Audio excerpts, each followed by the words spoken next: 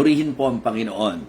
Now, gustong-gusto ko po itong talatang ito sapagkat ito po ay po pwedeng magbigay sa atin ng kumpiyansa sa tuwing tayo po ay lumalapit sa Panginoon.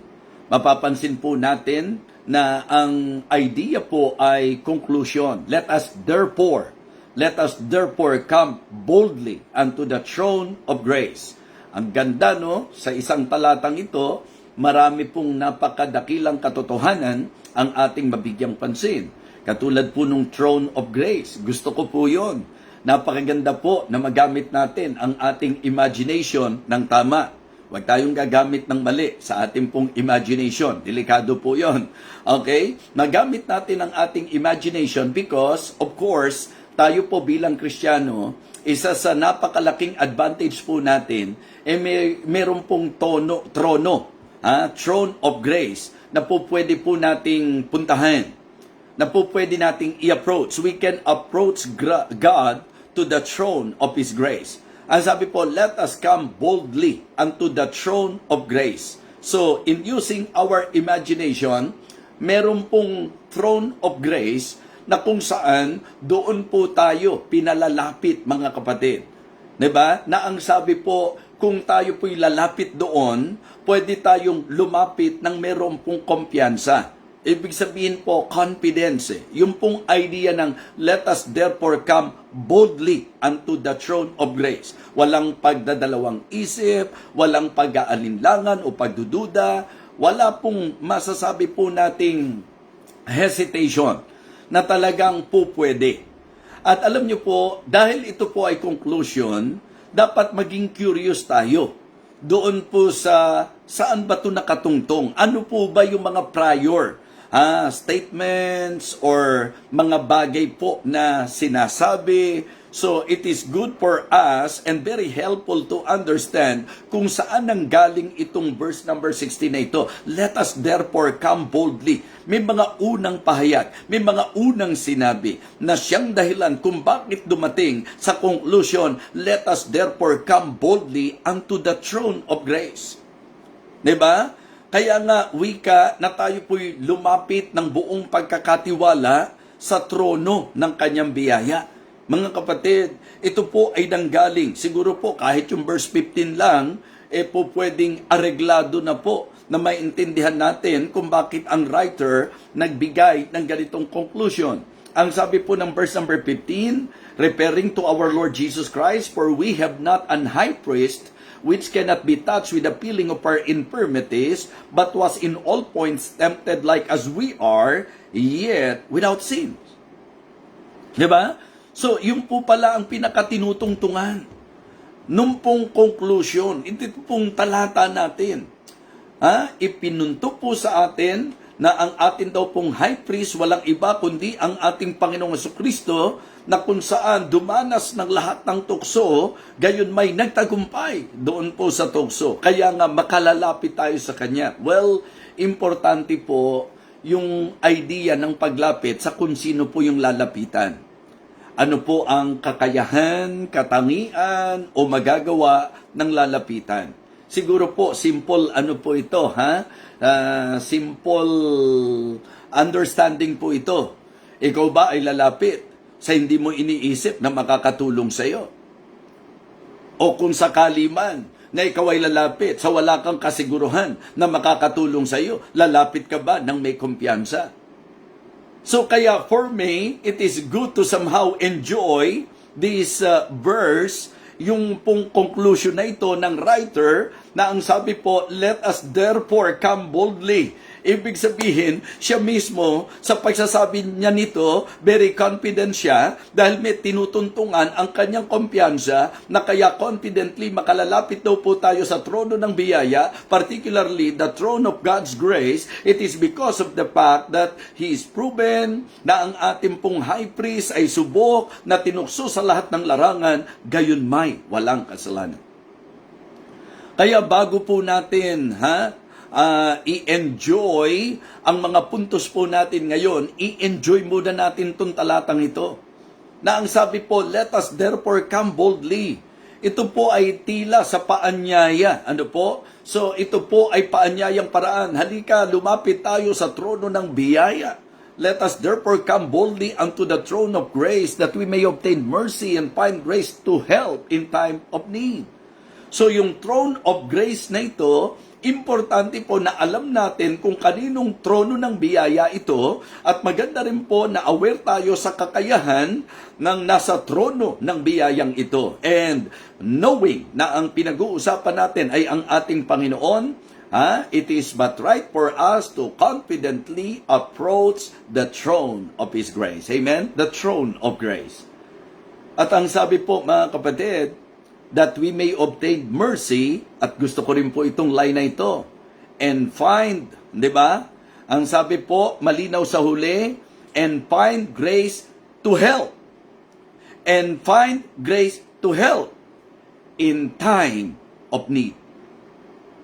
Kapag ka ikaw ay nasa panahon ng kagipitan, kapag ka ikaw ay nasa panahon ng pangangailangan, kapag ka ikaw ay nasa panahon na nahihirapan, hindi ba napakalaking encouragement for you to know na meron pong tinukoy ang Bible na throne of grace?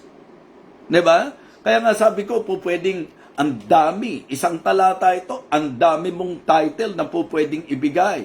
Let us enjoy the throne of grace. Let us approach the throne of grace. Diba? Ang dami pong po pwedeng mga mensahe na mabuo po dito, pero meron pong inilagay ang Panginoon sa aking isip at puso. In fact, na-enjoy ko po yung time ng sharing po namin nila Pastor Oliver, nila Preacher Rene, sapagkat during our conversation, lumabas po ito mga kapatid. At sabi ko, wow, pwede na akong mag-relax, pwede akong matulog ng maayos nito. Bagamat na-traffic po kami ng sobrang traffic. Kaya nga sabi ko, terrific traffic. Ano po?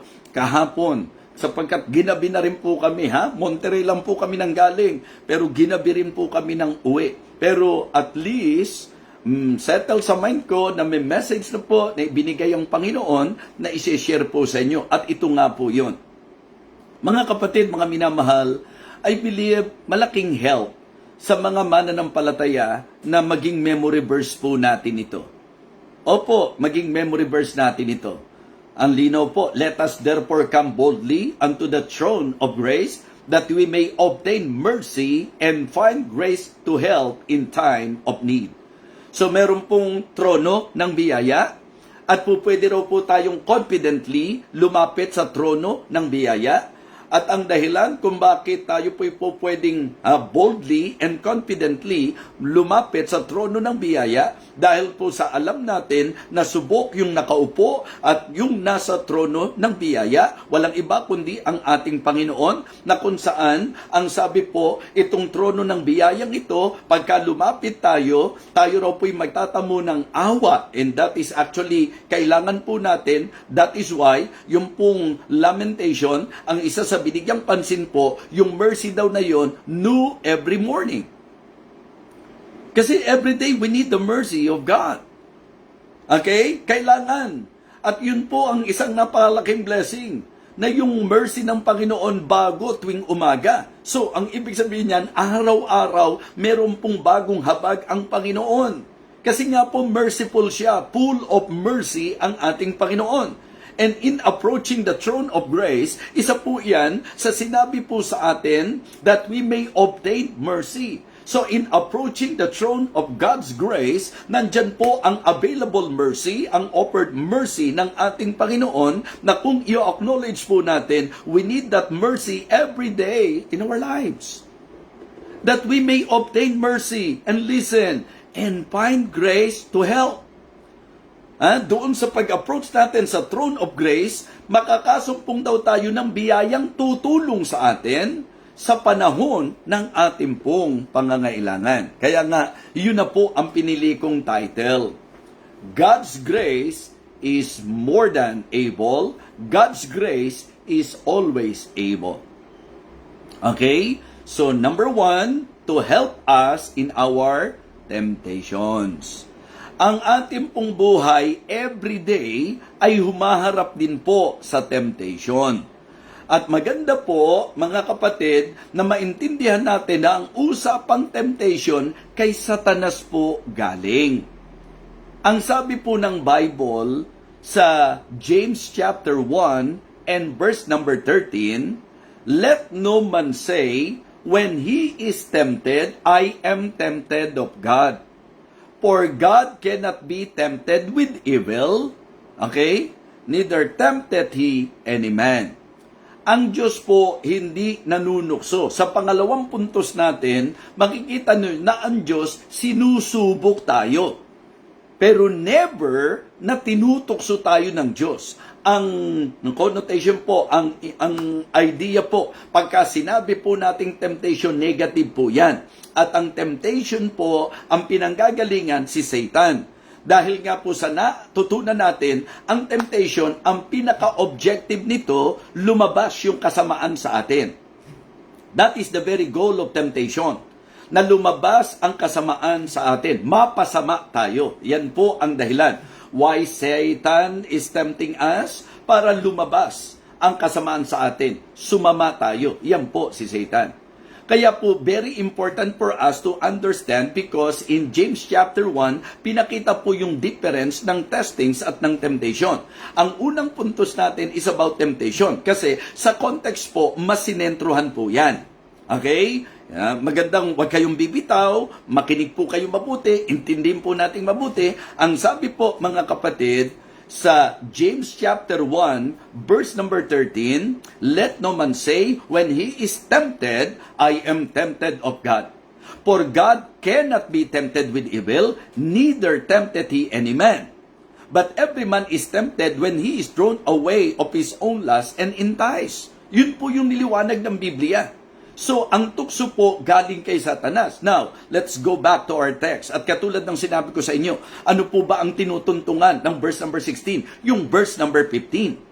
Again, sa ating pong teksto, di ba? Ang sabi, "Let us therefore come boldly unto the throne of grace, that we may obtain mercy and find grace to help in time of need." So, sa panahon ng temptation, we need the grace of God. And I would like to tell you all that the grace of God is able to help us in our temptation. It is more than able to help us in our temptation. Huwag po nating palalabasin na kaya tayo bumigay dahil hindi tayo tinulungan ng Panginoon o hindi able ang Diyos na tulungan po tayo.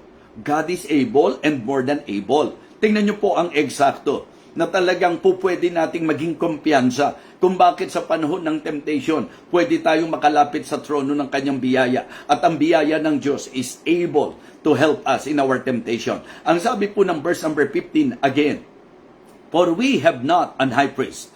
Sa mga sumusunod po, Hebrews 4:15, "For we have not an high priest, which cannot be touched with the feeling of our infirmities, but was in all points tempted like as we are, yet without sin."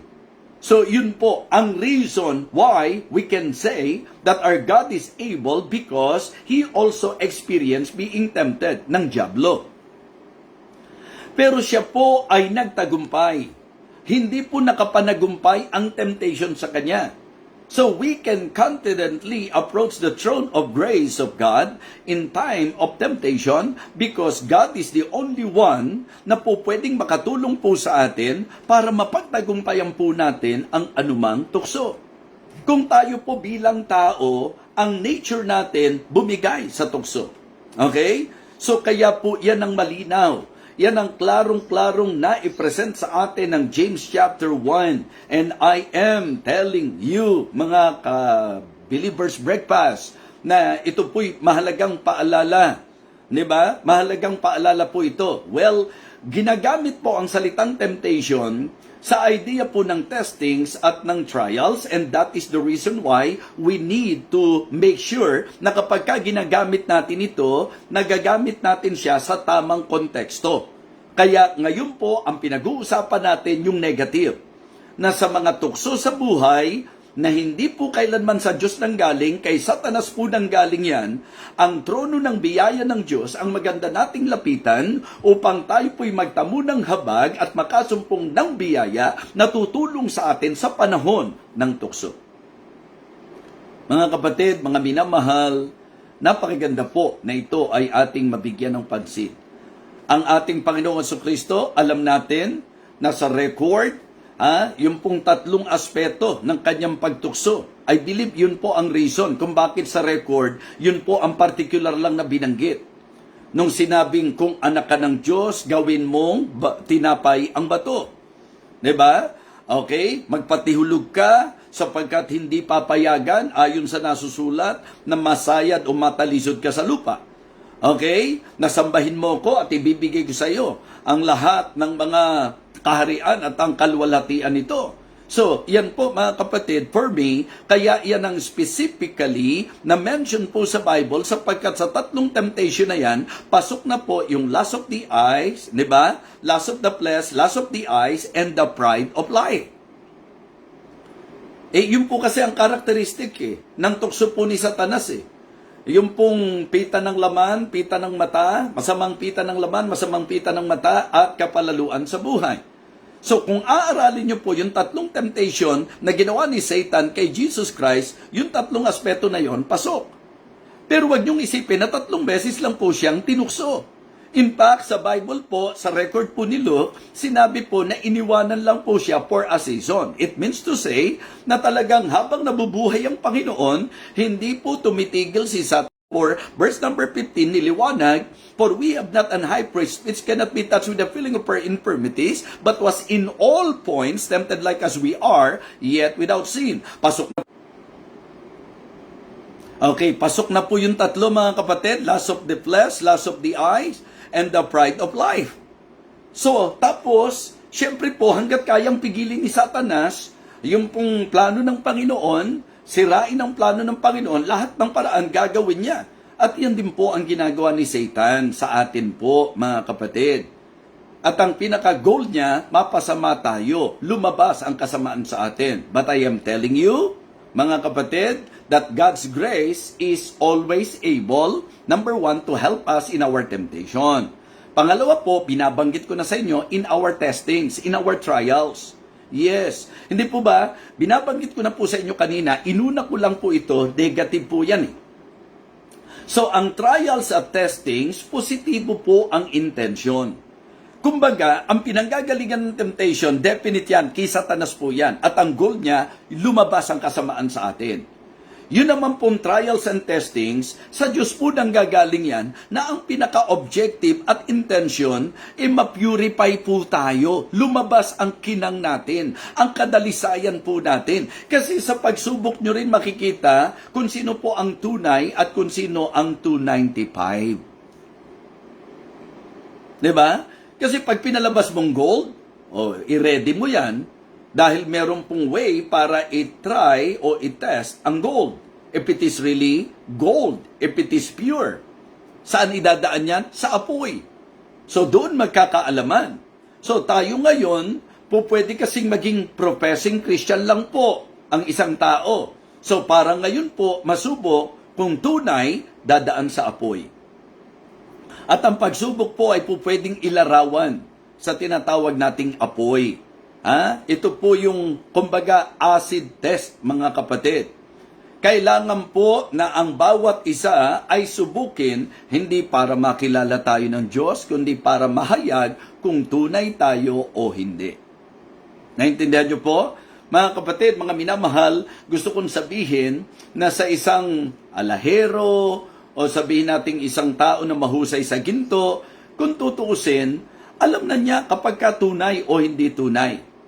Pero para po patunayan na tunay, para patunayan na hindi tunay, alam niyo po, kung ako yung halimbawa, confident, na alam kong ginto talaga ito, hindi po ako matatakot na idadaan mo sa apo yan.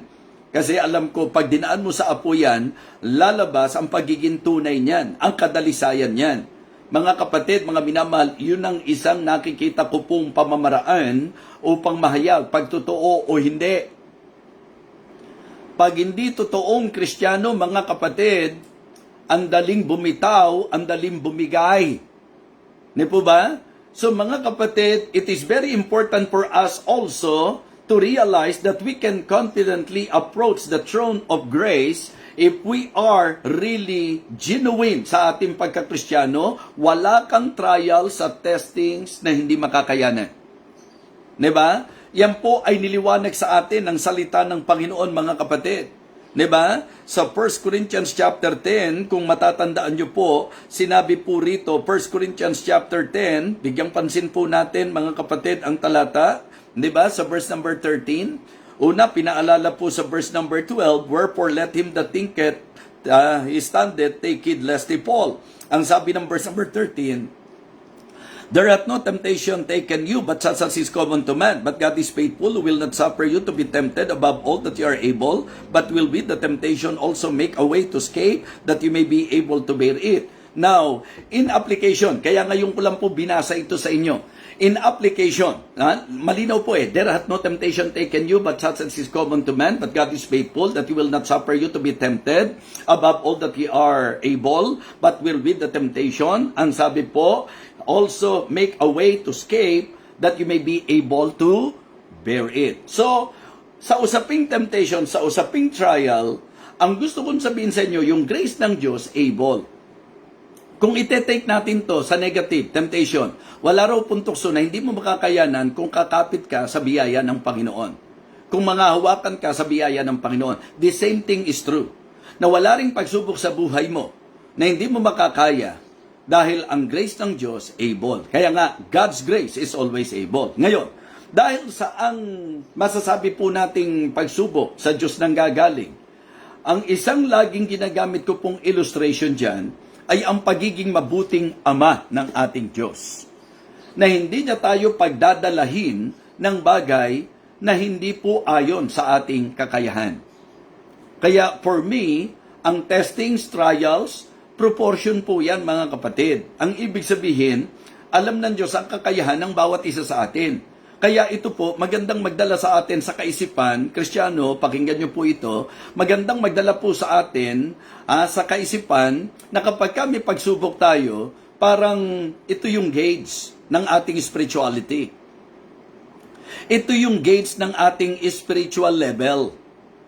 Kapag ka tingin mo, grabe, bigat-bigat naman itong pagsubok na dinadaanan ko. Ba, ang ibig sabihin nito, ganun na yung level ng iyong espiritualidad at yung grace ng Panginoon sa iyo. Ganun na yung ibinibigay at idinitiwalang biyaya ng Panginoon sa iyo. Mga kapatid, kasi alam ko po na aayon kayo sa akin na talagang ituturing nyo po na malupit na ama ang isang ama na yung anak niya, pinagbubuhat niya ng mga bagay na sobrang bibigat na alangan sa kakayahan niya. Halimbawa po, yung makakita po tayo ng isang anak o isang bata na talagang masasabi nating 6 na taong gulang o 7 taong gulang, ipinipilit na ipasan sa kanya yung isang kaba ng bigas, yung, di ba, yung, mabigat na bubuhatin. Sasabihin nyo, lupit naman ng tatay nito, lupit naman ng magulang nito, di ba? Pinipilit yung bata, hindi maganda dala-dala. Mga kapatid, yun ang pagtanaw natin. Kapag ka po pinabubuhat ng higit sa kakayahan, malupit. Mga kapatid, ang tanong ko sa inyo, malupit ba ang Diyos? May mga Kristiyano raw, pero ganyang mag-isip. Pinalalabas natin, ang lupit naman ng Panginoon. Bakit naman siya ganito? Pinabayaan yung, di ba? Pinabayaan niyang magka-problema ako ng ganito kalaking problema. Mga kapatid, never na maging unjust ang Panginoon. God is always reasonable. Hindi siya magiging unjust sa kanino pa man sa atin. Kaya kapag may problema ka, huwag mong tulungan ng dyablo na naglalagay ng negatibong isip sa iyo. Hindi mo kaya yan, hindi mo kaya yan. Nasa sayo na yan. Kung mas gusto mo makinig sa dyablo, di bahala po tayo. Pero kung makikinig ka rin lang, sa Diyos ka makinig, sa salita niya, na wala kang dadaanan na pagsubok o tuksuman na hindi mo kaya. Kundi ang Diyos ay tapat, ang sabi. Ano po ang ini-imply nung sabihin pong God is faithful? Diba? God is faithful na hindi niya hahayaan na dumanas ka ng tukso o pagsubok, tukso man, pagsubok man, nang hindi mo kaya. So kaya mo kaya, hindi dahil faithful ka, Kaya mo kaya, hindi dahil malakas ka. Kaya mo kaya, yun ang ibig sabihin. But God is faithful. Amen?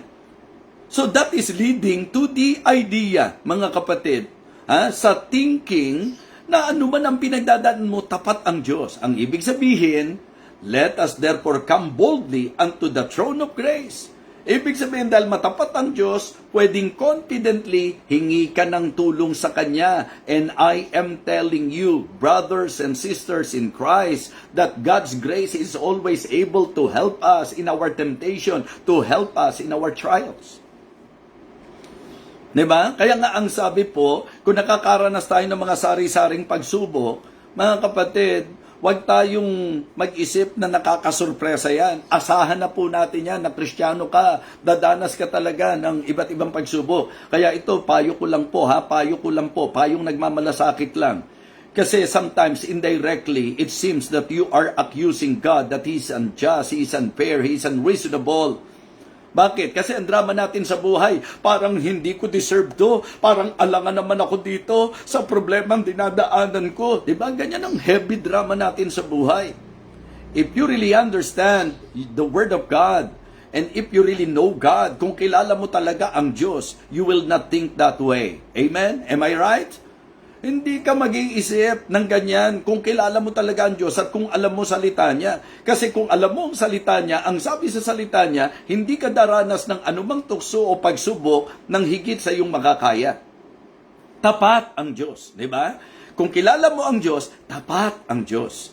At ang manifestation at ang isa sa patunay na tapat ang Diyos, hindi niya hahayaan na ikaw ay dumanas ng anumang karanasan ng hihigit sa iyong kaya. Kasi sa totoo lang, hindi kakayahan mong pinag-uusapan. Biyaya ng Diyos na magbibigay sa iyo ng kakayahan. It is the grace of God that will enable us, di ba, to bear any burdens and problems and challenges and struggles and trials na po pwede nating ma-experience along the way on our journey with God. God is always there and we can boldly approach the throne of His grace that we may obtain mercy and find grace to help in time of need. I am telling you, ngayong umagang ito, that our God, that the grace of God is always able to help us in our temptation, to help us in our testings and trials.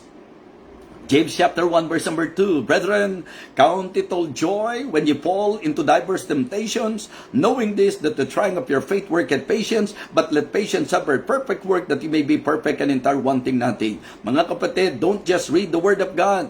You try to feel it. You try to understand it. Brethren, count it all joy. How come na maririts mo yung level na pagka may pagsubok, ibibilang mong kagalakan? If you have that understanding, na wala ka namang pagsubok na hindi mo kakayanin sa biyaya ng Panginoon eh. So pwede ka ngayon maging masaya kahit may pagsubok ka. Why? Sapagkat ma-enjoy mo yung grace of God na tutulong sa iyo sa pagsubok na yan. Don't just read the Bible. Don't just memorize it. You better feel it, you better understand it, and you better appreciate it. The very message, mga kapatid. Brethren, count it all joy when ye fall into diverse temptations. Kaya ang typical na tao, magsasaya ka, ang dami mo ng pagsubok, magsasaya ka, ang dami mo ng mga dinaranas. Yes. Magagawa mo lang yan kung maintindihan mo talaga na ang pagsubok ay pagkakataon for you to enjoy the grace of God na tutulong sa iyo sa mga pagsubok na yan. So kaya pwede pala talagang count it all joy. Pag may dinadaanan ka, pagkakataon na naman to para ma-enjoy ko yung biyaya ng Diyos na tutulong sa akin para sa mga pagsubok na ito. Ngayon, kung talagang hirap ka na maintindihan yung mga nangyayari sa iyo, nandyan yung verse 5. Diba? If any of you lack wisdom, that is the exact context of James chapter 1 verse number 5. Okay? Walang problema na kung kukuha ka ng exam sa school, i-claim mo, if any of you lack wisdom, let him ask of God. Kasi totoo naman yon, ang karunungan, Diyos ang magbibigay sa iyo sa exam mo at sa kahit anong mga interview mo, sa job offers o mga applications mo. But contextually speaking, the context of James chapter 1 verse number 5 is actually praying that God will give you understanding sa mga dinadaanan mo. Hindi ko maintindihan ba't nakaranas ako nito. Hindi ko maintindihan ba't nangyayari ito. Hindi ko alam kung ba't tumaharap ako sa ganitong sitwasyon. Hirap ka, hindi mo maintindihan. Ang solusyon, hindi mag-quit. Ang solusyon, hindi mag-negative. Ang solusyon, hindi mag-rebelde. Ang solusyon, lumapit sa trono ng biyaya ng Panginoon upang bigyan ka ng Diyos ng karunungan. If any of you lack wisdom, let him ask of God that giveth to all men liberally, and upbraideth not, and it shall be given him. If you will approach the throne of grace, if you will approach God, if you will come to God and ask God for wisdom, every time that you are experiencing, sabihin nating challenges, sufferings, then, ang mangyayari sa iyo, mapapanatag ka. Maiintindihan mo eh. Kaya lang ang sabi po, pagka tayo humihiling sa Diyos, huwag yung nag-aalinlangan. Verse number 6, James 1:6, but let him ask in faith, nothing wavering, for he that wavereth is like the wave of the sea, driven with the wind and tossed. For let not that man think that he shall receive anything of the Lord. A double-minded man is unstable in all his ways. Tingnan niyo yung consistency. Sino raw po yung lalapit sa Diyos pero hindi tatanggap? Sino raw po yung lalapit sa Diyos pero hindi magiging answered prayer? Yung lumalapit sa Kanya na hindi po nagtitiwala. Ang sabi po ng teksto natin, let us therefore come boldly. Ang ibig sabihin, with confidence, lalapit tayo. Kaya nga sabi, but let him ask in faith, nothing wavering. Tingnan nyo how the Bible is consistent in the teachings and in the truth presented to us. Diba? Importante yan eh. Kung ako ikaw, huwag ka nang lumapit kung wala kang tiwala. Diba dapat, kaya ka lumalapit kasi tiwala ka. Huwag ka nang mag-pray kung hindi ka nagtitiwala sa Diyos. Nagsasayang ka lang eh. Kasi sinasabi ng Diyos, sinayang mo lang oras mo. But let him ask in faith, nothing wavering. Ang ibig daw sabihin, nang humingi ka sa pananampalataya, hindi ka inaalon-alon. Dapat confidente, sasagutin ng Diyos to. Siya makatutulong sa akin. Mga kapatid, hindi napiplis ang Diyos kung lalapit ka sa Kanya tapos pagdududahan mo siya. Parang ininsulto mo pa ang Panginoon kapag ka nagdududa ka Lalapit-lapit po tayo tapos mag-aalinlangan po pala tayo sa Kanya. Mga kapatid, lubusin na natin. Diba? Dapat klaro sa atin that the reason why luluhod tayo, the reason why magpe-pray tayo, because meron tayong 100% trust na ang Diyos ang tutulong sa atin. Don't forget, God is always able. God's grace is always able to help us in our temptation, to help us in our trials, and to help us, mga kapatid, sa testings na nararanasan natin sa buhay na ito. Kaya, kung bigat ka na, huwag mo nang dalhin sa sarili mo. May biyaya ang Diyos na magbibigay sa iyo ng kakayahan. Lapit na sa Kanya. Lapit na, mga kapatid. Mahalaga po yan.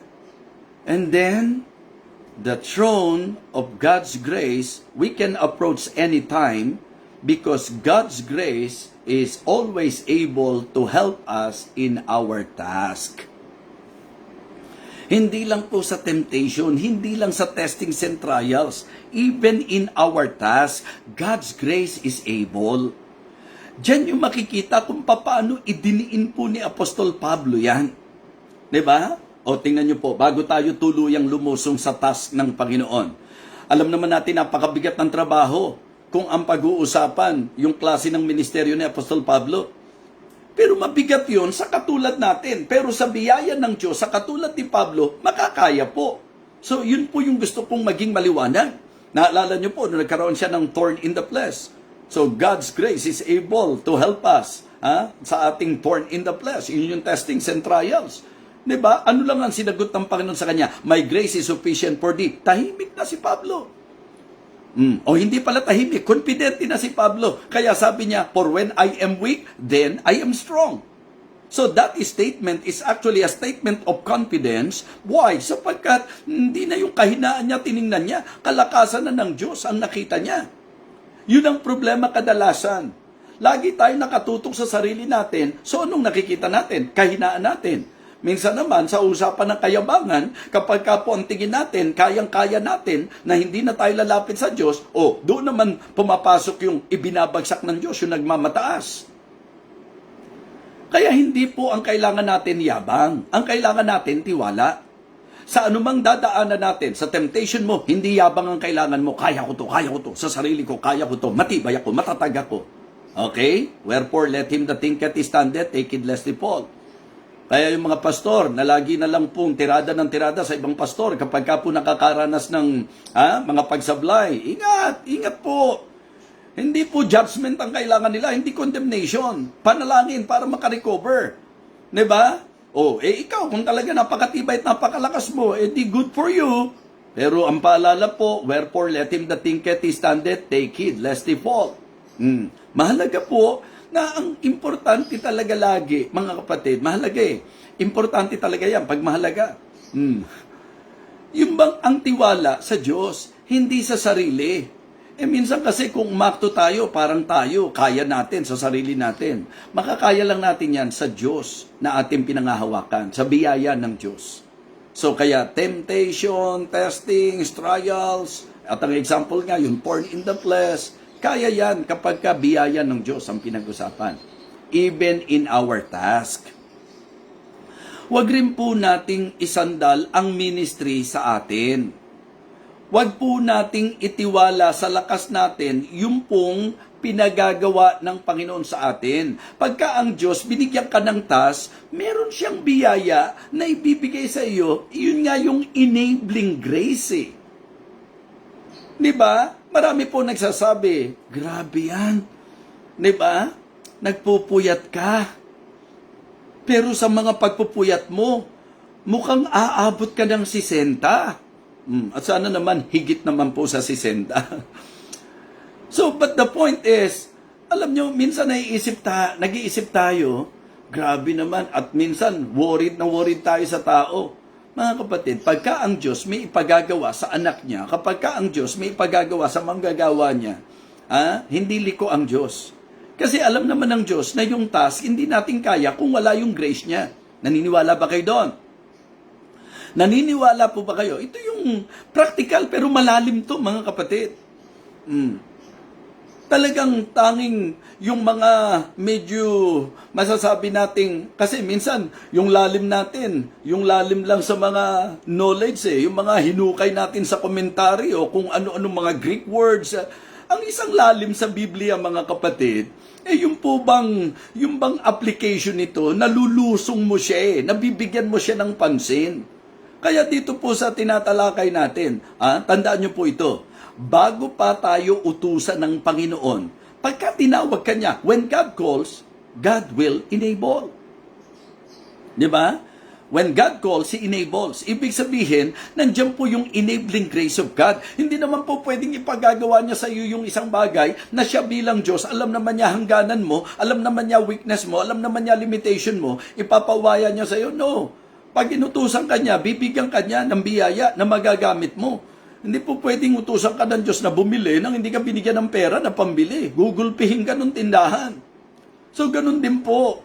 Hindi po pwedeng uutusan ka ng Diyos na wala siyang pabaong biyaya sa iyo o bigay na biyaya sa iyo. So, in our task, matutulungan tayo ng biyaya ng Panginoon. Yun ang dahilan. Hindi po ako ito, mga kapatid. Hindi ko po kayang gawin ang lahat ng ginagawa kong ito. Kung ako lang ito, biyaya ng Diyos ito. Kaya kung may konti kayong paghanga, hindi po ako yan. Biyaya po ng Panginoon yan. Enabling grace of God yan. And that is very clear, even to the claim of the Apostle Paul, that the reason why he became like what he is, it is because of the grace of God.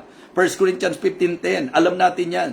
Very confident, very firm, ng statement ni Paul, but by the grace of God, I am what I am, and His grace which was bestowed upon me was not in vain, but I labored more abundantly than they all, yet not I, but the grace of God which was with me. In the kind of ministry na binigay niya kay Paul, kailangan niya ng grace ng Panginoon para magawa niya yon.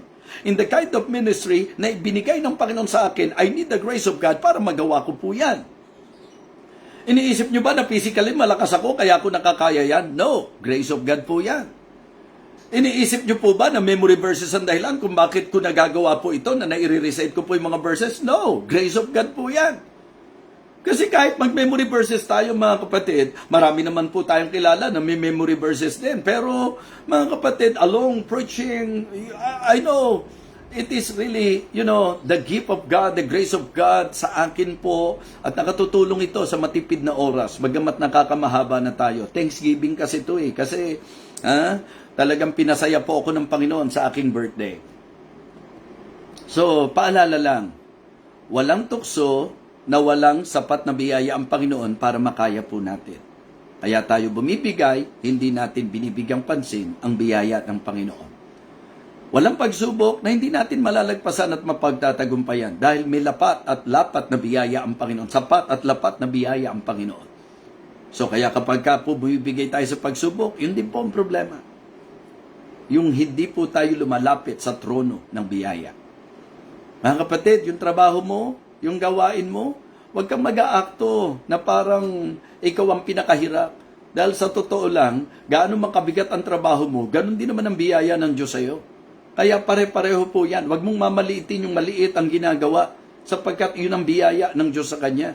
Okay? At huwag po natin talagang iisipin ganun lang po yun. Minsan naiinggit tayo sa maraming mga sabihin nating trabaho o gawain para sa siya, bakit pinagsusunglit siya, bakit pinagtuturo siya, bakit pinaglilid siya.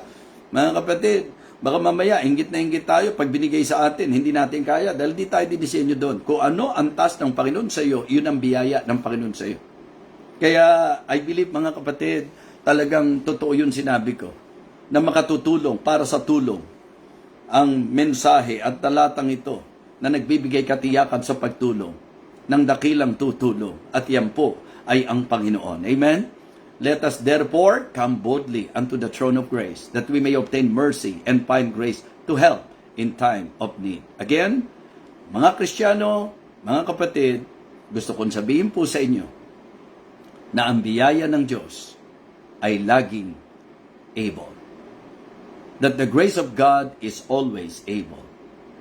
The grace of God is always able to help us in our temptation, to help in our testings and trials, to help in our task. Kaya po, kung ano po yung hinaharap natin ngayon, ang kailangan mo lang, knowing that our Lord Jesus Christ, pinagtagumpayan niya ang lahat ng bagay, we can now come boldly unto the throne of grace. At ang assurance natin, habag ng Diyos at biyaya ng Diyos na tutulong sa atin in time of need.